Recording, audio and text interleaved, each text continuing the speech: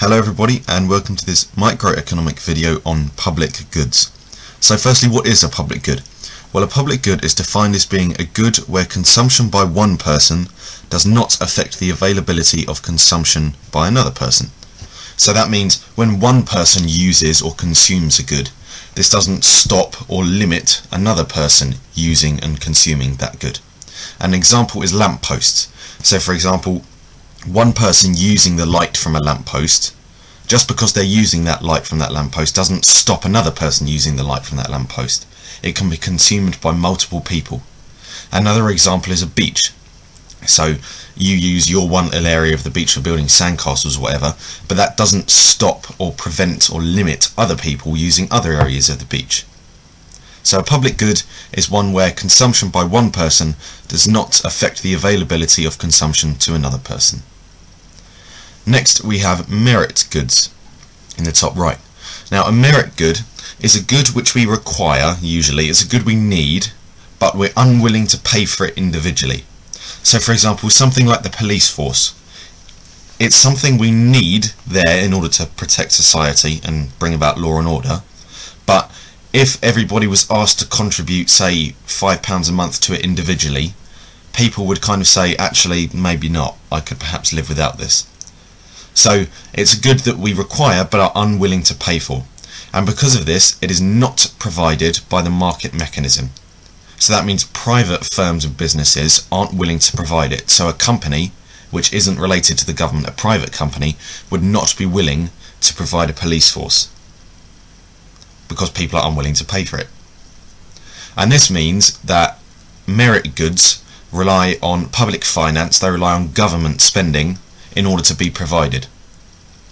So they include things like the military, the police, as we've already mentioned, the fire service, all things like that. And because they are provided by the government, obviously the government has a limited budget it can spend on these merit goods. Normal individuals, people like you and me, we normally believe that there could be more of these goods available. Next we have demerit goods in the bottom right. Now a demerit good is the opposite of a merit good. So a merit good wasn't provided by the market mechanism. Now demerit goods are over provided by the market mechanism. And when you produce or consume a merit good, there tends to be costs to society, or social costs. So these can include things such as alcohol and cigarettes. They are over provided by the market mechanism, and when you consume them they tend to have negative effects on society. So for example, when you smoke, you not only do damage to yourself, you also pollute the air for others, and you also increase the risk of things like lung cancer for others who passive smoke around you. And alcohol, if you overdrink, there is the tendency that you will break or damage something, so you are having a cost on society there. And demerit goods, governments tend to prevent the consumption or production of them, or they try to prevent the consumption and production of them by intervening with the market. So for example, there's a huge tax on every packet of cigarettes you buy, and that's because the government is trying to put up the price to discourage people from buying them.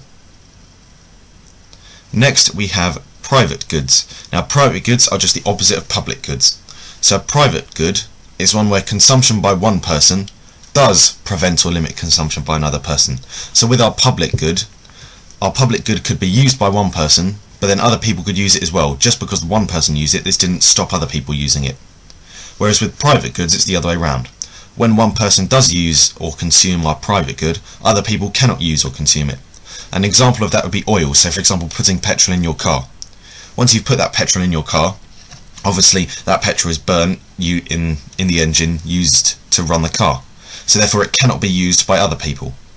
So a private good is one where consumption by one person prevents or limits consumption by another person.